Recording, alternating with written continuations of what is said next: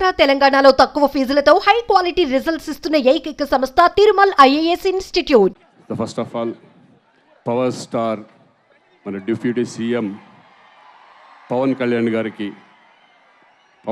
గారిని ఈ రకంగా కలుసుకున్నందుకు నాకు చాలా సంతోషంగా ఉంది. చాలా సంవత్సరాల తర్వాత కంగ్రాచులేషన్స్ సార్. ఇక్కడ రావడం నాకు చాలా.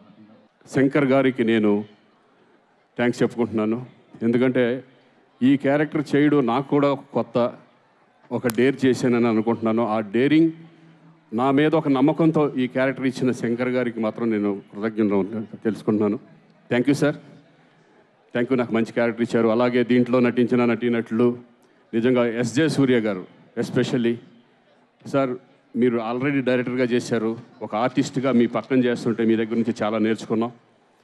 Especially thank you sir. అలాగే అంజలి గారు మంచి క్యారెక్టరు. ఇలా చాలామంది, సముద్రకని గారు కానీ,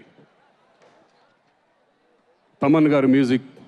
అంతకుముందు నేను సరైనోడు కానీ, అఖండ కానీ, తర్వాత మళ్ళీ ఈ సినిమాలో ఆయన కూడా మంచి మ్యూజిక్ ఇచ్చారు. Thank you sir. అన్నిటికంటే ముందు నేను ఎక్కువ టైం తీసుకోదలుచుకోలేదు. మా చరణ్ గురించి నేను మాట్లాడాలి. నేను రెండో సినిమా తనతో చేయడం, అంతకుముందు గోవిందుడు అందరవాడలో చేశాను, మళ్ళీ ఇప్పుడు చూశాను. అప్పటికి ఇప్పటికీ ఎంత చేంజ్ అంటే పర్ఫార్మెన్స్ లెవెల్స్. అంతకుముందు రంగస్థలం కానివ్వండి, తర్వాత త్రిపులారి కానివ్వండి, ఇప్పుడు ఈ సినిమాలో అంతకు మించిన పర్ఫార్మెన్స్ ఈ రెండు క్యారెక్టర్ల ద్వారా, అప్పన్న క్యారెక్టర్, రామనందన్ క్యారెక్టర్ ద్వారా చూపించబోతున్నారు. నిజంగా ఇద్దరు కలిసి చేస్తుంటే నాకు అన్నయ్యతో ఉన్నట్టే ఉంటుంది. ఆ మాటలు, ఆ నడవడిక కానీ, నేను అన్నయ్యని చూసిన ఫీలింగే నాకు ఎప్పుడూ ఉంటుంది. నేను ఎన్నోసార్లు అన్నయ్య కూడా చెప్పాను నేను. So very very happy. కానీ అన్నీ మారినాయి, కానీ ఒకటి మారలేదు. ఏంటంటే బిహేవియర్.